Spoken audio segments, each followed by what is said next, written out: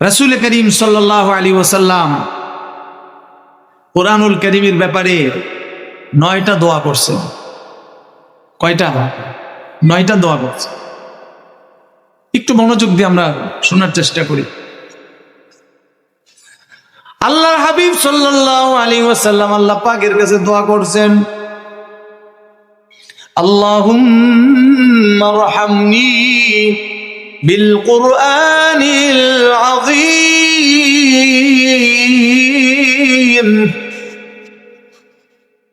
হে আল্লাহ, আপনি আমাকে আমার প্রতি দয়া করেন, অনুগ্রহ করেন, আমার প্রতি রহম করেন আপনার এই কোরআনের দ্বারা, কোরআনে আযীমের দ্বারা, কোরআনে আযীমের দ্বারা আমার প্রতি দয়া করেন। কোরআনকে ওসিলা দিয়ে নবীজি দোয়া করছে, ওয়াজআলহু লি আর-রাহমানু আলাল আরশি ইসতাওয়া লাহু মা ফিস সামাওয়াতি ওয়া মা ফিল আরদি ওয়া মা বাইনাহুমা ওয়া মা তাহতাস সারা। সাদাকাল্লাহুল আযীম। وقال رسول الله صلى الله عليه وسلم القرآن حجة لك أو عليك أو كما قال عليه الصلاة والسلام। সকলে আমরা একবার দুরূদ শরীফ পড়ি মুহাব্বতের সাথে। اللهم صل على محمد وعلى آل محمد كما صليت على إبراهيم وعلى آل إبراهيم إنك حميد مجيد. اللهم بارك على محمد وعلى آل محمد كما باركت على إبراهيم وعلى آل إبراهيم إنك حميد مجيد. بلغ العلا بكماله كشف الدجى بجماله حسنت جميع خصاله صلوا عليه محمد نے آکر کفر کو مٹایا، کفر کو مٹا کر صداقت بتایا. بلغ العلا بکمالہ كشف الدجى بجماله حسنت جميع خصاله صلوا عليه. کر لگیا کند منوش، کر لگیا حشر،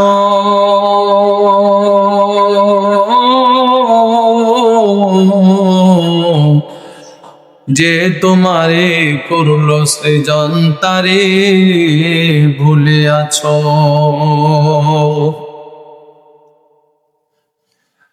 এই পৃথিবীর মালিক যিনি,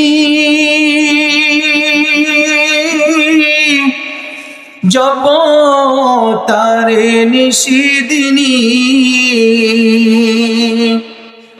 ওরে যার হাতেতে মরণ সবার, যার হাতেতে মরণ সবার, যার দয়াতে বাঁচো। কার লাগিয়া কান্দ মানুষ, কার লাগিয়া হাসো। কালিমা পড়ি লা ইলাহা ইল্লাল্লাহ, লা ইলাহা ইল্লাল্লাহ।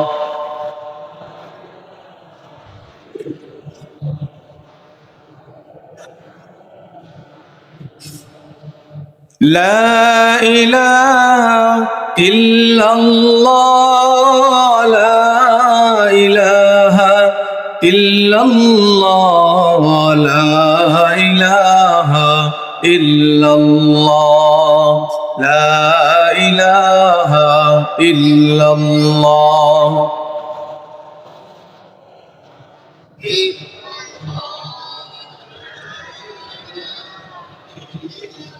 तेरे सिवा माबूद हकीकी कोई नहीं है, कोई नहीं।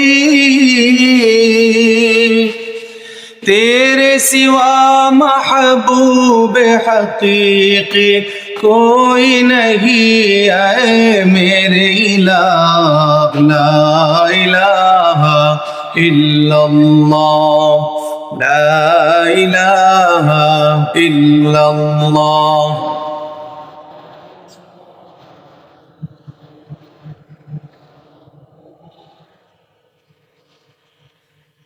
لا إله إلا الله محمد رسول الله سبحانك لا علم لنا إلا ما علمتنا إنك أنت العليم الحكيم رب اشرح لي صدري ويسر لي أمري واحلل عقدة من لساني يفقهوا قولي। বাইতুল মামুর জামে মসজিদ ও আল জামিয়াতুল ইসলামিয়া মদিনাতুল উলুম ব্যাংক কলোনি মাদ্রাসা 40তম বার্ষিক ওয়াজ মাহফিল ও পবিত্র খতমে কোরআন ও খতমে বুখারীর আজকে বরকতি মাহফিলে আগত সমবেত অপেক্ষমান ভাগ্যবান বিরাদারান ইসলাম, মঞ্চে উপবিষ্ট আমার সরতাজ উস্তাজ হযরতুল আল্লামা আলহাজ হযরত মাওলানা আব্দুল্লাহ সাহেব দামাত বারাকাতুহুল আলিয়া, উপস্থিত আমার অন্যান্য আসাতেজায়ে কেরাম এবং পর্দার আড়ালে অবস্থানরত আমার অত্যন্ত শ্রদ্ধেয় মা ভগিনীরা, সর্বপ্রথম আল্লাহ পাক রব্বুল আলামিনের শাহী দরবারে শুকরগুজার হচ্ছি যিনি আমাদেরকে এই জান্নাতি পরিবেশে খতমে কোরআন ও খতমে বুখারীর অত্যন্ত রুহানিয়াতে পরিপূর্ণ এই মজলিসে আসার, বসার, অংশগ্রহণ করার, পার্টিসিপেট করার তৌফিক আল্লাহ পাক দান করেছেন। এই জন্য সেই মুনিবের শাহী দরবারে কালিমাতুশ শুকর আদায় করি, সকলে পড়ি আলহামদুলিল্লাহ। ভাইরা আমার, রাসূল করিম সাল্লাল্লাহু আলাইহি ওয়াসাল্লাম বলেছেন, বাল্লিগু আন্নি ওয়ালাউ আয়া। আমার মুহতারাম উস্তাদ আজকে এই ব্যাপারে কিছু কথা বলতেছিলেন, একটি বাস্তব সত্য কথা যে রাসূল করিম সাল্লাল্লাহু আলাইহি ওয়াসাল্লাম বলেছেন, আবার পক্ষ হইতে একটি বাণী হলেও পৌঁছায়া দাও। রাসূল করিম সাল্লাল্লাহু আলাইহি ওয়াসাল্লামের পবিত্র বাণী, রাসূল করিম সাল্লাল্লাহু আলাইহি ওয়াসাল্লামের উপদেশ, এক একটি উপদেশ অনেক মূল্যবান। এমনও বাণী আছে যে নবীজির একটি বাণী, একটি কথার দ্বারা মানুষের পুরা জিন্দেগি পরিবর্তন হয়ে গেছে। শুধুমাত্র নবীজির একটি কথা শুনছে, কালিমা পড়ছে, মুসলমান হয়েছে, কিছুক্ষণ পরেই তার ইন্তেকাল হয়ে গেছে। এক ওয়াক্ত নামাজও পড়ার সুযোগ পান নাই, একটা রোজাও রাখার সুযোগ পান নাই, হজ করারও সুযোগ পান নাই। শুধু নবীজির একটি কথা শুনে কালিমা পড়ে মুসলমান হয়ে সাথে সাথেই তিনি ইন্তেকাল করছে। নবীজির এই বাণী পৌঁছে দেওয়ার দায়িত্ব বিশেষ করে উম্মতের উলামা ইকরামের। আল্লাহ পাকের দরবারে শুকরগুজার হচ্ছি এবং আপনাদের প্রতিও কৃতজ্ঞ হচ্ছি যে আমার মতো নগণ্য ব্যক্তি কিছু কথা বলার জন্য আজকে আপনাদের সামনে বসছি। রাসূলের ওই হাদিসটার উপরে যেন আমল হয়ে যায়। আর আপনারাও শুনতেছেন, এতগুলি মানুষ তো আমাদের একার পক্ষে সমবেত করা সম্ভব ছিল না। তো আল্লাহ যেন এমন কিছু কথা বলার তৌফিক দেন, এমন কিছু কথা আপনাদের কর্ণকুহরে পৌঁছানোর তৌফিক দান করেন, যেটার উপরে আমি খোদ আমল করতে পারি, আপনারাও যেন আমল করতে পারেন। আমরা সকলেই বলি আমিন। ভাইরা আমার, জামিয়া ইসলামিয়া মদিনাতুল উলুম বেঙ্গলুরু মাদ্রাসার মাহফিল একটি ব্যতিক্রম ধর্মীয় মাহফিল। অসংখ্য আজিজ তালেবান উলুমে নবুওয়াত যারা কোরআনুল কারীম খতম করেছে, হিফজ সম্পূর্ণ করেছে, আজকে আপনারা তাদেরকে দেখবেন। কোরআনুল কারীমের পরে এই পৃথিবীতে সবচেয়ে বিশুদ্ধতম যেই কিতাব, যাকে বলা হয় আসহুল কুতুবি বাদা কিতাবিল্লাহি তাআলা, আল্লাহ পাকের কিতাব তথা কোরআনের পরে সবচেয়ে বিশুদ্ধতম যে হাদিস গ্রন্থ as-সাহিহুল বুখারী, সেই বুখারী শরীফের আজকে খতম এখানে সম্পন্ন হবে, শেষ সবক প্রদান করা হবে। এই বরকতি মাহফিলকে খতমে বুখারী ও খতমে কোরআনকে আল্লাহ কবুল করেন, তাদের সাথে আল্লাহ পাক আমাদেরকে কবুল করেন। কোরআন এমন এক গ্রন্থ, এর সাথে যে কোনো ভাবে যেই লেগে যায় আল্লাহ পাক তাকে দামি বানায় দেন, আল্লাহ তাকে দামি বানায় দেন। কোরআন মানুষের ক্ষতির জন্য নয়। কোরআনের দ্বারা কোনো মানুষ কোরআন অনুযায়ী জীবনযাপন করে, কোরআন সুন্নাহ অনুযায়ী তার জীবনকে পরিচালনা করে, আল্লাহর কসম কোনো মানুষ অতীতেও কোনোদিন ক্ষতিগ্রস্ত হয় নাই, কিয়ামত পর্যন্ত ক্ষতিগ্রস্ত হবেও না। বলকে কেউ যদি কোরআনুল কারীমের অনুসরণ অনুকরণ করে, আল্লাহ পাক রব্বুল আলামিন ওই ব্যক্তিকে এমন মাহবুব বানায় নিবেন, যার জান্নাতে নেওয়ার জন্য স্বয়ং কোরআন সুপারিশ করবে, আল্লাহর সাথে ঝগড়া করবে।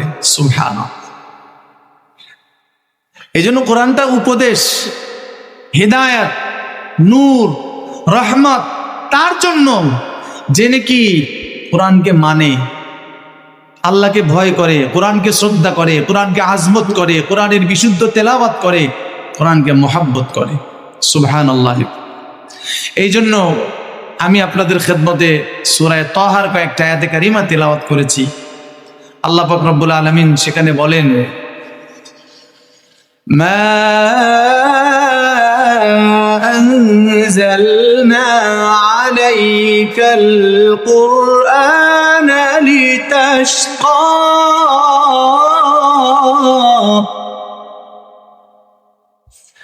মা আনজালনা আলাইকাল কুরআনা লিতাশকা ইল্লা তাযকিরাতাল লিমান ইয়াখশা। আল্লাহু আকবার। আল্লাহ রাব্বুল আলামিন বলেন, কোরআন এই জন্য আমি নাজিল করি নাই যে কোরআনের দ্বারা মানুষ কষ্ট পাবে, ভীত সন্ত্রস্ত হবে,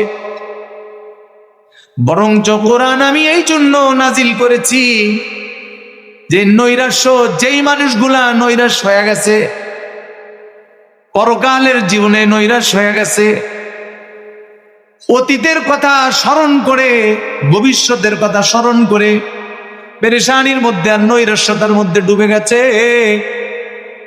এই ব্যক্তির জন্য সান্ত্বনা হিসাবে, এই ব্যক্তির জন্য রহমত হিসাবে, এই ব্যক্তির জন্য করুণা হিসাবে কাজ করবে আল্লাহ পাকের কোরআন।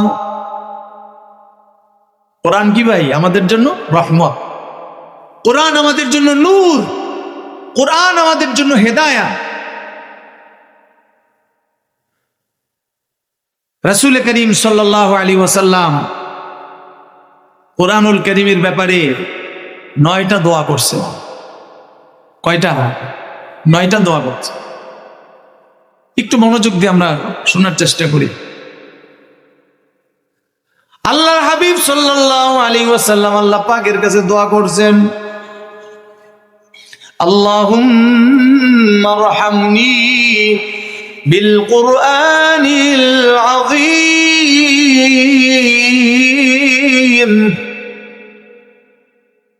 হে আল্লাহ, আপনি আমাকে আমার প্রতি দয়া করেন, অনুগ্রহ করেন, আমার প্রতি রহম করেন আপনার এই কোরআনের দ্বারা, কোরআনে আজিমের দ্বারা,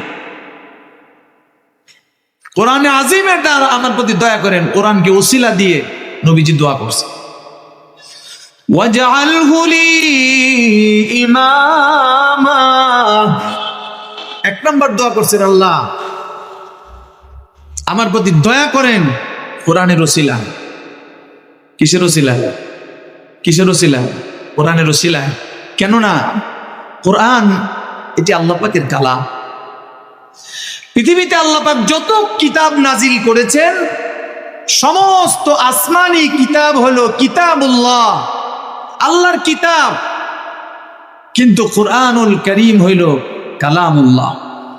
কালামুল্লাহ মানে হলো যেটি আল্লাহ পাকের জবান থেকে নির্গত হয়েছে, স্বয়ং আল্লাহ যেটাকে তেলাওয়াত করেছেন, এবং স্বয়ং আল্লাহ যে কোরআন জান্নাতীদেরকে জান্নাতের মধ্যে তেলাওয়াত করে শোনাবেন। কোরআন কোনো মাখলুক নয়। ইমানের ৭৭ শাখার মধ্যে অন্যতম একটি শাখা হলো যে আল্লাহ পাকের সমস্ত সিফাত, আল্লাহ পাকের কালাম, আল্লাহ তার সিফাত, তার সমস্ত গুণাগুণ এবং তার এই কালামুল্লাহ ব্যতীত আর সবকিছু মাখলুক। আল্লাহর কোরআন কিন্তু মাখলুক না। আল্লাহর কোরআন কি না ভাই? মাখলুক না, এটি আল্লাহর কালাম। এই জন্য নবীজি সাল্লাল্লাহু আলাইহি ওয়াসাল্লাম কোরআনকে ওসিলা দিয়ে দোয়া করছেন, আল্লাহ কোরআনের দ্বারা আমার প্রতি আপনি রহম করেন। এক নম্বর দোয়া। আল্লাহ নবী ২ নম্বর দোয়া করেছেন, ওয়াজআলহু লি ইমামা। হে আল্লাহ, আপনার কোরআনকে আমার জন্য ইমাম বানায়া দেন। কি বানায়া দেন? ও ভাইরা বলেন তো দেখি, এই পৃথিবীতে মানুষের মধ্যে সবচেয়ে বড় ইমাম কে? জনাবে মুহাম্মদুর রাসূলুল্লাহ সাল্লাল্লাহু আলাইহি ওয়াসাল্লাম। কথা বলেন ঠিক কিনা? তিনি হলেন সবচেয়ে বড় ইমাম, সমস্ত উম্মতের ইমাম, সমস্ত ইমামদের ইমাম। শুধু তাই নয়, সমস্ত নবীদের তিনি ইমাম, সব নবীদের ইমাম। হযরতে আদম আলাইহিস সালাতু ওয়াস সালাম থেকে নিয়ে সাইয়েদনা হযরতে ঈসা আলাইহিস সালাতু ওয়াস সালাম পর্যন্ত যত নবী রাসূল আল্লাহ পাক দুনিয়াতে পাঠিয়েছেন, সব নবীদের সামনে দাঁড়িয়ে ইমামতি করেছেন বিশ্ব নবী জনাবে মুহাম্মদুর রাসূলুল্লাহ সাল্লাল্লাহু আলাইহি ওয়াসাল্লাম। তিনি কি সবচেয়ে বড় ইমাম না? সমস্ত ইমামের ইমাম, সমস্ত নবীদের নবী। তিনি আল্লাহর কাছে বলতেছে, আল্লাহ আমার জন্য আপনার কোরআনকে ইমাম বানায়া দেন। ওয়াজআলহু লি ইমামা। আল্লাহ আপনার কোরআন আমার জন্য ইমাম বানায়া দেন। ভাইজান, আপনাদের কাছে আমি একটা প্রশ্ন করি, আমরা এশার নামাজ আদায় করছি, বলেন তো দেখি আমাদের নামাজের জামাতের ইমাম সাহেব কোন জায়গায় দাঁড়াইছিলেন? পিছনে, মাঝখানে, কোথায়? সবার সামনে, ঠিক কিনা? ইমাম কোথায় থাকে? ইমাম কোথায় থাকে? সামনে। তার মানে বিশ্বনবী বলছেন, আল্লাহ আমার নবুয়তের জিন্দেগিতে যতদিন আমি দুনিয়াতে থাকি, আমার নবুয়তের মিশনকে পরিচালনা করার জন্য আমার সামনে একজন গাইড দরকার, ইমাম দরকার, যিনি আমাকে পরিচালনা করবেন। আমার সামনের ইমাম হিসাবে আপনার কোরআনকে আমার ইমাম বানায়া দেয়। তার মানে হলো আমার ব্যক্তি জীবন, পারিবারিক জীবন, সামাজিক জীবন, রাষ্ট্রীয় জীবন, আয় আল্লাহ সর্বক্ষেত্রে আমি যেন আমার কোরআনকে সামনে রাখতে পারি। ওয়াজআলহু লি ইমামা। আল্লাহ আপনার কোরআন আমার জন্য ইমাম বানায়া দেন। ভাইজান বলেন তো দেখি, বিশ্ব নবী যাকে ইমাম বানায়া সামনে রেখেছে, আমরা কোরআনকে ইমাম বানায়া কোথায় রাখবো? কোন জায়গায়? জোরে বলেন, কোথায়? সামনে। কোরআনকে আমি ইমাম বানায়া সামনে রাখবো বা রেখেছি, এটা তখনই প্রমাণিত হবে যখন আমার ব্যক্তি জীবনে, আমার পারিবারিক জীবনে, সর্বক্ষেত্রে আমি কোরআনকে প্রাধান্য দেব। অসংখ্য মুসলমানদের সন্তান এমন আছে যে জেনারেল লাইনে অনেক লেখাপড়া করছে কিন্তু কোরআন পড়তে পারে না। আছে না নাই?